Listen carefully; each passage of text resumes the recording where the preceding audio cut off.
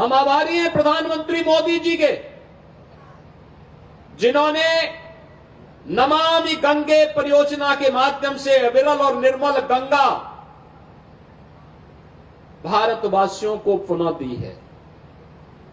याद करिए, Ganga action plan 1986 में बनी, लेकिन 2014 तक आते आते मां गंगा पहले से ज्यादा प्रदूषित हो गई थी। प्रदूषण का आलम यह था कि गंगा नदी में जलीय जीव नष्ट हो गए थे। उस समय तमाम प्रश्न खड़े होते थे, और आज मैं कह सकता हूं, महाकुंभ की सफलता नमामि गंगे की सफलता को प्रदर्शित करता है। प्रधानमंत्री जी ने 2014 में जो सपना देखा था गंगा मैया के लिए, आज महाकुंभ की सफलता उसके साथ जुड़ करके और नई ऊंचाइयों तक उसे पहुंचाई है। गंगा नदी में अब फिर से जलीय जीव दिखाई देने लग गए हैं, डॉल्फिन फिर से दिखाई दे रही है। अब अविरल और निर्मल गंगा के दर्शन हमें हो रहे हैं। यह अपनी विरासत के प्रति हमारे अंतःकरण को प्रस्तुत करता है। अगर विरासत और विकास की जिसने भारत की परिकल्पना को मोदी जी ने हम सबको दिया है, आज उसका साकार स्वरूप हम सबको हर एक स्तर पर देखने को मिल रहा है। ये वही स्वरूप है जो नए भारत के रूप में हम सबको आगे बढ़ने के लिए प्रेरित कर रहा है। यहां पर पौराणिक काल से लेकर के और अर्वाचीन काल तक नए भारत के निर्माण की कड़ी को आगे बढ़ाते हुए आज यही कानपुर मां गंगा के सानिध्य में आगे बढ़ रहा है।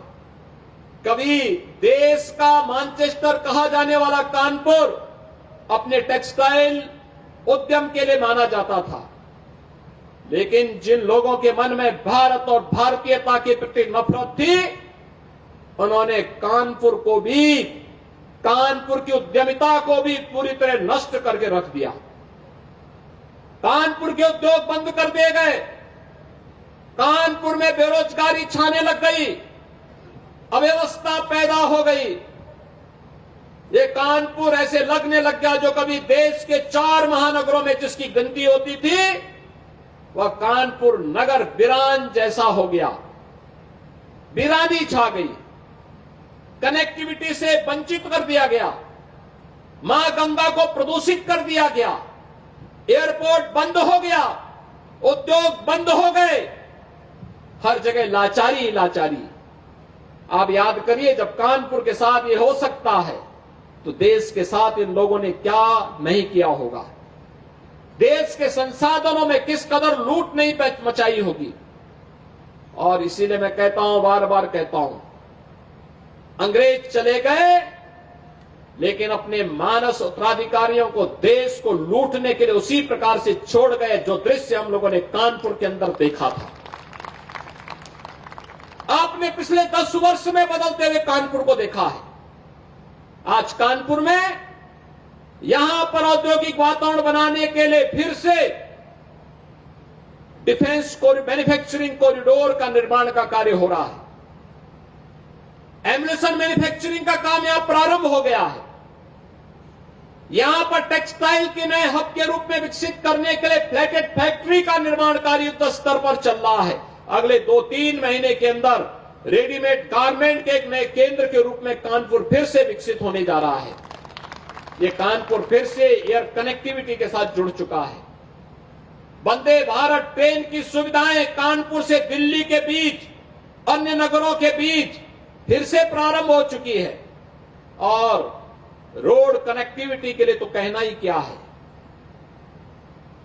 आउटर रिंग रोड हो या फिर लखनऊ कानपुर के बीच में ग्रीनफील्ड एक्सप्रेसवे का निर्माण, गंगा एक्सप्रेसवे के निर्माण होने के बाद पश्चिमी उत्तर प्रदेश और पूर्वी उत्तर प्रदेश की दूरी को और कम करने में कानपुर से मदद मिलेगी।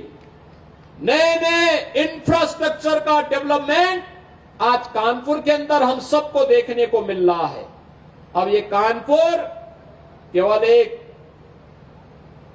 बिखरा हुआ नगर नहीं, वीरान नगर नहीं, बल्कि नए भारत का अपनी विरासत और विकास के साथ जुड़ने वाले महानगर के रूप में देखने को मिल रहा है। 2021 में कानपुर की मेट्रो प्रारंभ हो चुकी है। फर्स्ट फेज का काम कंप्लीट हो गया है और अगले कुछ ही महीनों में हम इसके सेकंड फेज को भी लोकार्पण करने जा रहे हैं। कानपुर आज मेट्रो सिटी भी हो गया है, स्मार्ट सिटी भी हो गया है। कानपुर आज उद्योग को पुनर्जीवित करने वाला सिटी भी हो गया है। नए भारत के बारे में प्रधानमंत्री मोदी जी के अभियान को और मजबूती के साथ आगे बढ़ाने में हम अपना योगदान दें, इस विश्वास के साथ सरकार अपने महापुरुषों का सम्मान करने, उनके गौरव को पूरी प्रतिबद्धता के साथ आगे बढ़ाने के लिए पूरी कृतज्ञता के साथ कार्य कर रही है, कोई संदेह नहीं। और मैं फिर इस बात को कहता हूं कि महापुरुषों का, देश के स्वाधीनता संग्राम सेनानियों का जो सम्मान नहीं कर सकता, उस व्यक्ति के लिए और उस कौम के लिए कोई जगह नहीं हो सकती, उसके लिए कोई जगह नहीं हो सकती। जो लोग आक्रांता थे, जिन लोगों ने भारत की आस्था पर प्रहार किया, जिन लोगों को भारत और भारतीयता से नफरत थी, जो भारत की बहन बेटियों की इज्जत पे हाथ डालते थे, जिन्होंने भारत की सनातन संस्कृति को रौंदने का कार्य किया था, जो आक्रांता बनकर के भारत की आस्था को कुचल रहे थे, वे भारत के लिए कभी आदर्श नहीं हो सकते, भारत के नागरिकों के लिए कभी आदर्श नहीं हो सकते। जो लोग अभी भी इन आक्रांताओं को अपना आदर्श मानते हैं, इन्हें तनिक भी अपने अस्तित्व पर, अपने वजूद पर तनिक भी अगर इन्हें अपने वजूद के लिए थोड़ी भी शर्म महसूस होती हो, तो इनको इंडोनेशिया के राष्ट्रपति के द्वारा रिपब्लिक डे परेड के अवसर पर दिए गए बयान का स्मरण करना चाहिए, जब उन्होंने कहा था, एक देश का राष्ट्राध्यक्ष कहता है कि अगर हमारा डीएनए कभी जांचा जाएगा तो भारतीय निकलेगा।